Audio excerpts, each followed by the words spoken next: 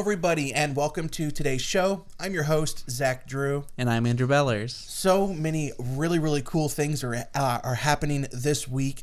Really, we're kind of juggling. I mean, we're juggling everything right now, trying to get this new studio finished. So much progress has been taking place. Yeah. Go ahead and just put up some pictures right now. You know, as you know, we've got the AC, we've got the heating in there. We've been able to paint the entire garage. The accent wall, the brick wall, has actually totally went up, and you're looking at in the corner that curtain. That's the theater curtain that we're having made. Now, it's actually we're making inserts for those windows there, so you're not going to be able to see the windows any longer. And the curtain is actually going to be along that entire wall as far as part of the background goes. And as you see, the carpet has been laid. You know, we have been trying to prepare the shows, but yet we've been going way out of town to pick up equipment. Yeah. You know, even over the weekend, you know, just taking our entire day, traveling hours to go and pick up more equipment, different desks for the new studio. So everything is coming together. Now, so you might be saying, so when are we going to film our very first show? I honestly think that we would be ready to film next Friday. Now, whether we're going to film that Friday or not, that is still up in the air, because my wife and I just got news. As you know, she's expecting a baby, and the baby was supposed to be coming around June 25th. Well, we just found out that our baby boy is breech. So if that doesn't change, she'll be having a C-section. And so whether it changes or not, she'll either have a C-section or be induced. But no matter what, we're actually going to have this baby June 18th. So wow. This next coming Thursday. So whether I'm going to be filming in the studio that next day or not is still up in the air. You know, you might be taking the show in here next week. I'm not really sure. I could be. You could be. We'll see what happens. So it's kind of up in the air because it's an exciting time. All this new, this incredible growth that's taking place within my personal family, which is very exciting. And maybe we'll even bring the baby out on our first show in the new studio too. And but the growth within the ministry has been incredible. Yeah. We have all the equipment we need. Everything, 98% of all the equipment is actually here in the studio.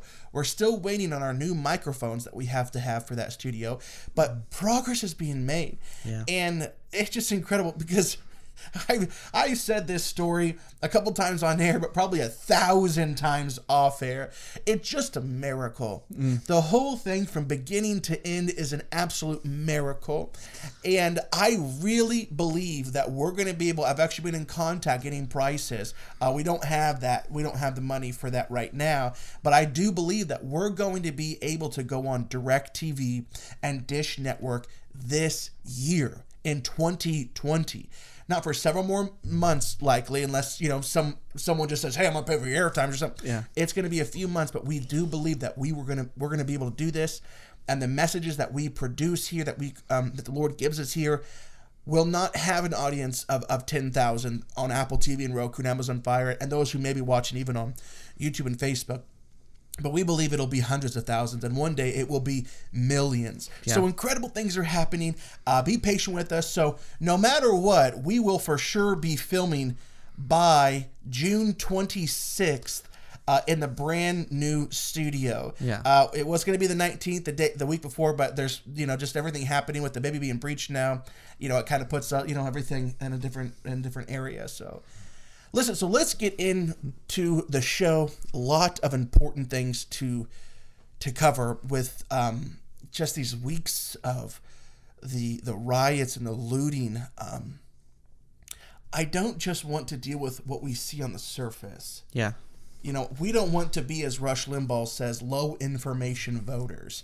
And this isn't an election show at all, but we just don't want to be low information people. Right. We want to be the people that actually can see behind the curtain, to be able to deduct what's really happening, be able to apply critical thinking. And you see, right now, there is a communist takeover taking place within our country. And right under our noses, literally right under our noses. And this isn't new. It's not new. This communist takeover has been slowly evolving in the United States for, really over 50 years. It's not grassroots either, Bellers, and you know that. Yeah. This thing has been, and we're going to show it today. I was showing some videos from former KGB officers talking in the 80s of exactly what's going to happen. It's going to be an interesting show. It's been happening all under our noses. It's been happening slowly. It's been evolving. But it's been evolving with strategy, not naturally. It's strategy with careful planning.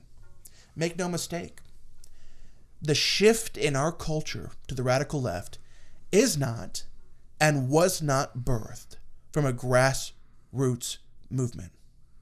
Rather, it was birthed from an organized campaign.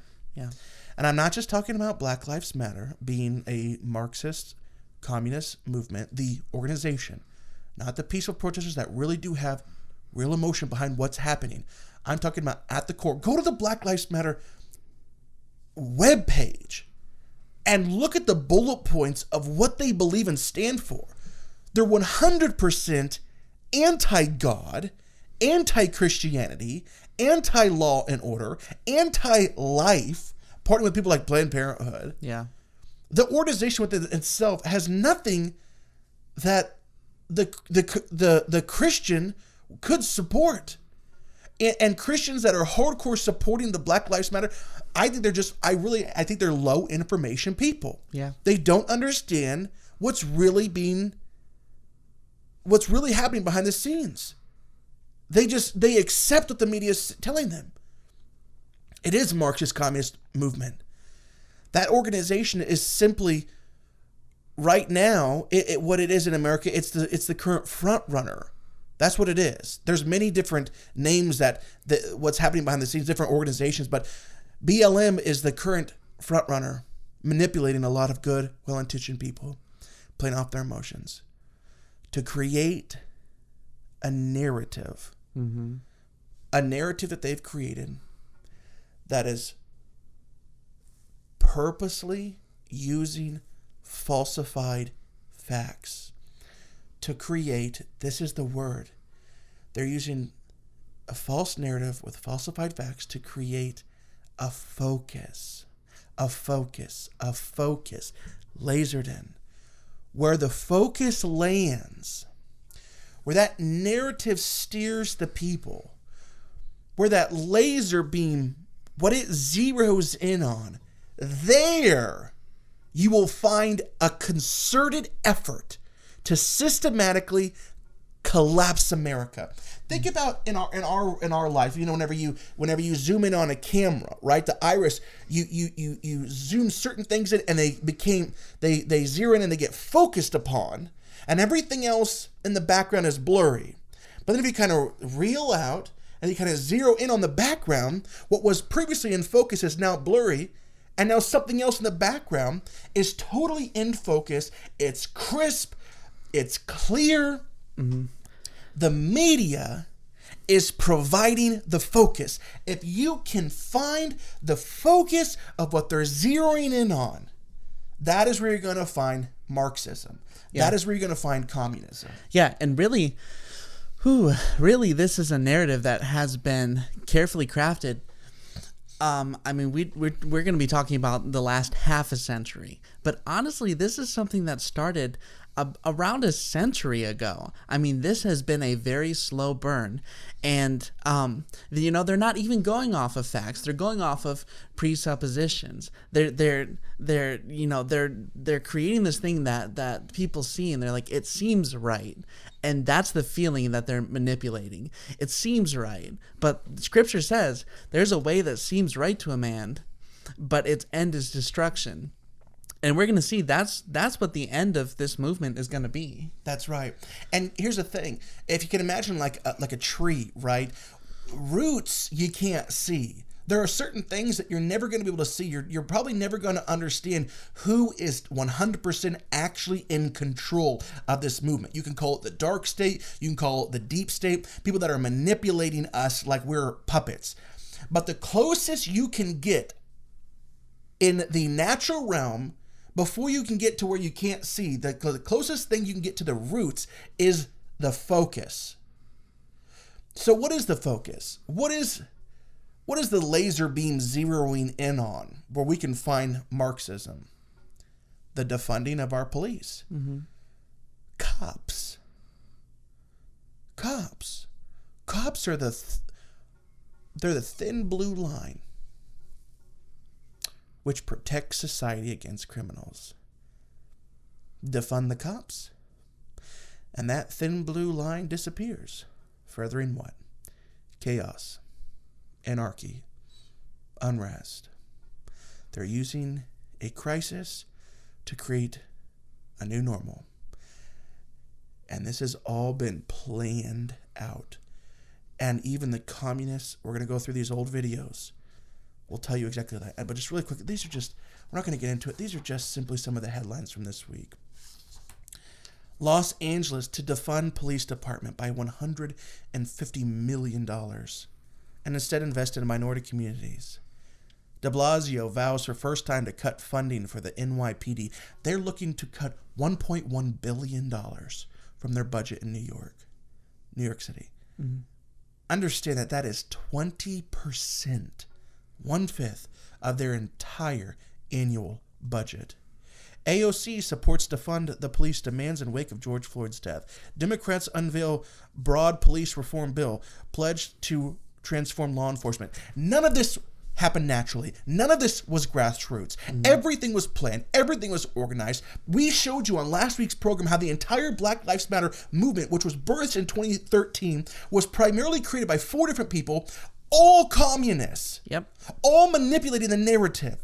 It's not a grassroots movement, and the people that believe it's a grassroots movement, that are even well-intentioned, that truly want to stand for justice, they don't understand they're being manipulated. They don't understand that the narrative and the focus have all been given to them. They think that they're original, that they're going against the goats. No, it's been provided for them. Mm-hmm. The focus of this entire thing is zeroing in on them. So what do they want?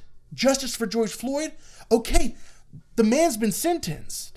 The other 3 have been charged. They'll probably be sentenced too. So now what? To create change, where does the change happen? The change is happening for them by defunding the police. This is crazy.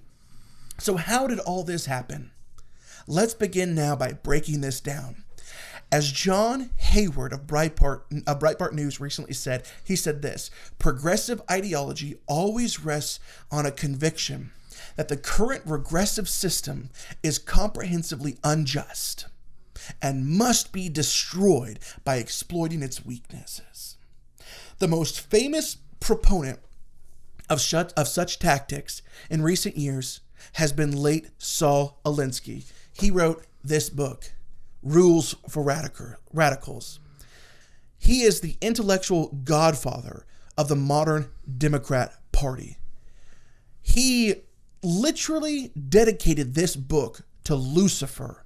This is the man that, on record, this is Hillary Clinton's hero, mentor, and to think that nearly half of the country voted for Hillary Clinton in 2016, a woman whose mentor literally acknowledges Lucifer as inspiration. Unreal. And I'm just going to take a quick little break right now. A book that you need to read. Don't pick it up. It's on my desk. But it's called Arguing with Socialists by Glenn Beck. We'll put the link in our description. It'll send you to Amazon. Go and get it. You need to read it. It's very, very important. So like I was saying, the most famous proponent of such tactics in recent years has been Saul Alinsky. He's the godfather of it all. But former Soviet journalist and KGB informant Yuri Bezmenov laid out an even more concise strategy for subversion in a 1984 interview. Alinsky's book, now, he specified 13 rules for radicals, but Bezmenov, he had only 4 stages of ideological subversion.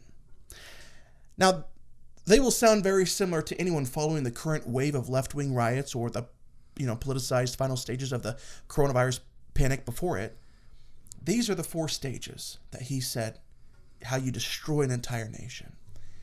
Demoralization, destabilization, crisis, and normalization. So we're going to play a video today for you. It's very important.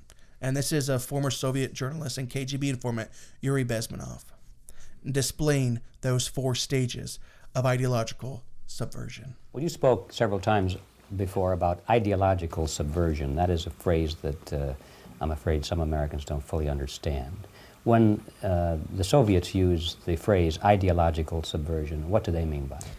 Ideological subversion is the slow process which we call either ideological subversion or active measures, активные мероприятия in the language of the KGB, or psychological warfare. What it basically means is to change the perception of reality of every American to such an extent that despite of the abundance of information, no one is able to come to sensible conclusions in the interests of defending themselves, their families, their community, and their country.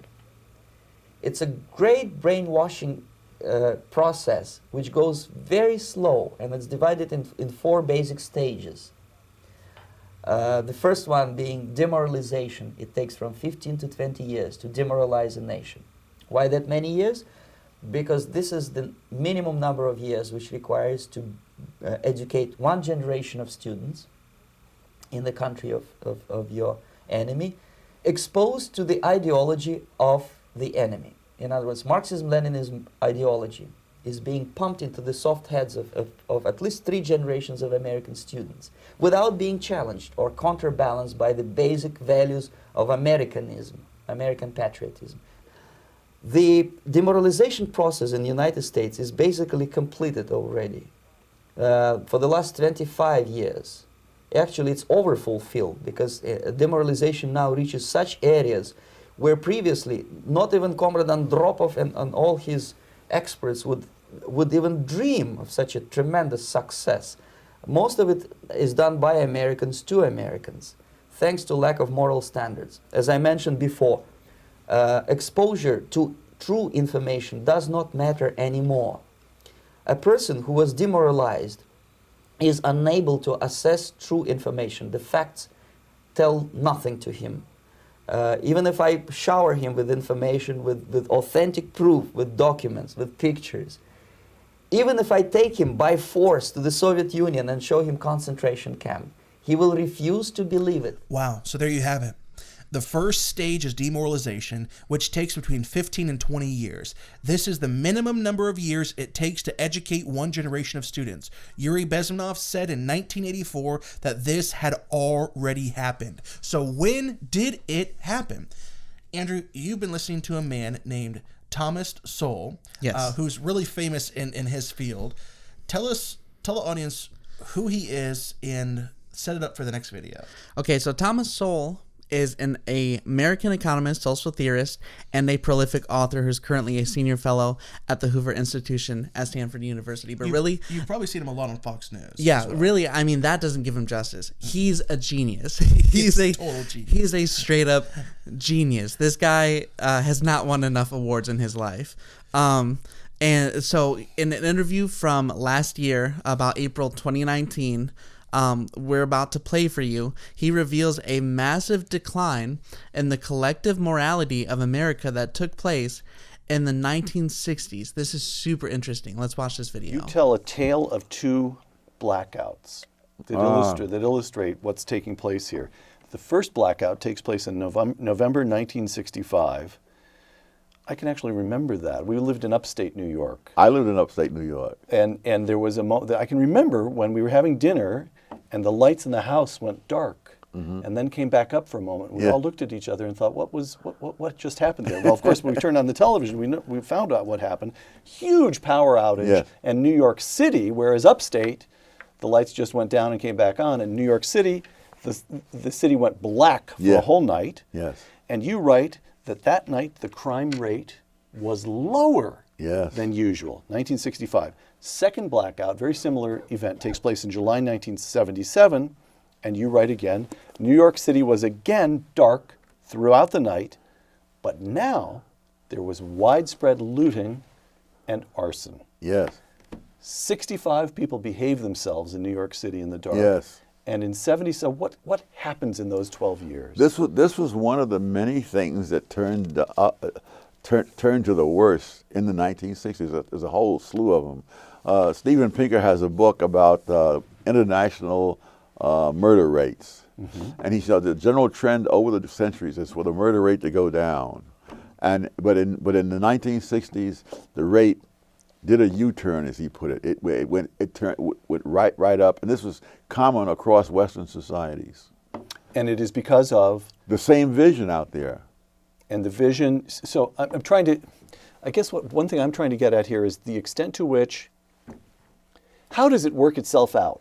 Are the cops, because of this new social vision between 1965, people know that if they try looting or arson, the cops will come right at them? No. There's only so much the cops can do. The first line of defense is morality and the law as a statement of what the principles are. You delegitimize that, and all you've got are the police. So remember the video with Yuri Bezmenov. The 4 stages: demoralization is the first, destabilization, crisis, and normalization. He said it takes between 15 and 20 years for demoralization to happen. Well, we set a record because between those 2 snapshots of the 1965 blackouts in New York City and the 1977 blackouts, that's just a 12-year gap. 12 years, yeah. And in the first citywide outages, people were more behaved than when the power was on. In 1977, massive riots, massive looting. So something happened in that 12-year gap that Thomas Sowell said was the demoralization of America. He said, when you no longer have morality, all you have is the police. So what happened? What happened around 1965? So this is exactly what happened. In just those 12 years, something called the New Left was established in America. So that's whenever we say, listen, Granddad, the Democratic Party that you served growing up is not the same Democratic Party today. They were Democrats then. They're communists now. You're saying that this is whenever it changed. This is when it happened, and this is when they began to re-educate an entire generation of the United States. And this is not secret knowledge. I mean, what I'm going to be reading today is from Wikipedia. So the term New Left was popularized in the United States in an open letter written in 1960 by sociologist C. Wright Mills. Mills argued for a new leftist ideology, moving away from the traditional focus on labor issues, the old left, sort of the traditional, Marxist ideology, and towards issues such as opposing alienation, anomie, and authoritarianism. Mills argued for a shift from traditional leftism toward the values of the counterculture. So the counterculture, I'm sure you've heard about in schools. Psychedelics, baby. Free love, hippies. I mean, that sort of was the stereotype of the counterculture in the 60s. But what's interesting is they're shifting their focus from pure politics to social issues. It goes on. C. Wright Mills claimed that the proletariat, if you've done any research into Marxism, you know that that's the working class, that class warfare system. The proletariat is the working class that rises up and takes power. He's saying the proletariat is no longer the revolutionary force, as the new agent of revolutionary change were young intellectuals around the world. So the playbook, this is when it changed. The playbook of the left was to target young intellectuals, and that's exactly what it began doing in the 1960s. The Students for a Democratic Society, which was a super socialist group, came to the forefront of the American leftist activist political scene in 1965. Remember, that was the first blackout. That was the first screenshot of America. Working vigorously to attract supporters and to form party clubs on campuses. So they targeted universities. Look at universities today. Look at the universities today. The reason that they look so radical and crazy is a direct result of what began in the early to mid 1960s. On the other hand, the Trotskyist Socialist Workers' Party, SWP, supported both the civil rights movement and the black nationalist movement, which grew during the 1960s. It particularly praised the militancy of black nationalist leader Malcolm X. Whoa. So what the new left began doing in the 1960s, their tactics, it's exactly what's happening today. So what happened in that 12-year gap? What led to the demoralization of America? The new left joined the counterculture movement to normalize immorality through things like the free love movement, which was accelerated by the development of the first oral contraceptive, the pill, in 1960 when it got FDA approval, and also promoting the use of mind-altering drugs. Well, what are we seeing now? We're seeing the same left pushing to legalize those same psychedelics today. Socialist parties targeted young intellectuals on university campuses, justifying the use of violence as a legitimate way to enact social and political change while using the issue of race as a Trojan horse to plant the seeds of their ideology.